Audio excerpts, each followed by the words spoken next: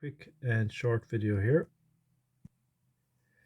So this is calculating heat flux density. So you have a little snippet of a plate, and what you have in front of you is a,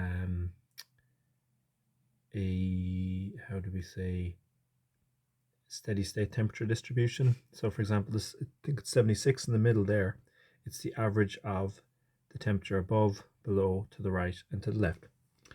In steady state, it's not the case that there's no heat flow. It is the case that the heat flow into a small volume element equals the heat flow out. So there is still a heat flow. There's still going to be flow from hot to cold. So the circled green equation will be given to you, and what you just have to do is approximate these two derivatives. Now you could, but it wouldn't be as accurate as you could get. If you wanted, you could. So I have this. There's another derivative where you could do like dy dx at a point is approximately the next point minus the current point over the delta x. And what the thing above is kind of saying, well, you could do that. You could also do current minus previous over delta x, and the thing above, which is called the central finite difference, actually averages the two of them.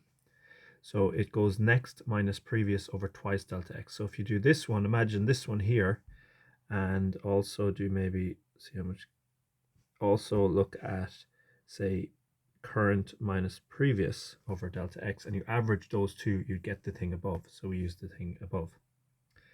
So where we're working on, you've got an x direction and a y direction. So you've got an x derivative and a y derivative. Okay, so at 76, the next temperature is 87. That's with respect to x, and the previous is 61 with respect to x. That's where you get next minus previous over twice delta x. Delta x would have to be given to you in the question.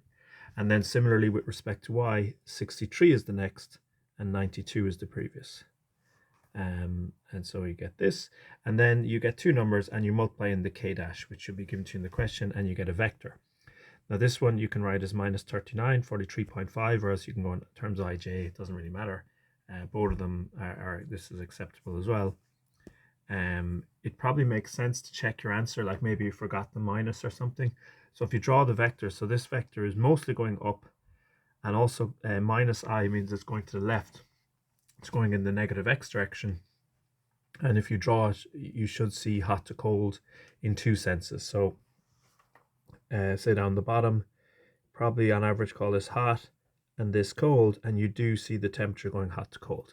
And then here on average, this is kind of hot, this is cold, and you do see it going from hot to cold. So it tells you that it's right. And the next one, similar story. The only difference in terms of checking, the j component is far bigger than the x component, so it's going up far more than it's going across, and that's kind of reflected in the fact that kind of the difference between these in the 20s and these in the teens is far more profound than the difference between these and these, which are actually a bit more similar. So that's why that happens. So nice short video there.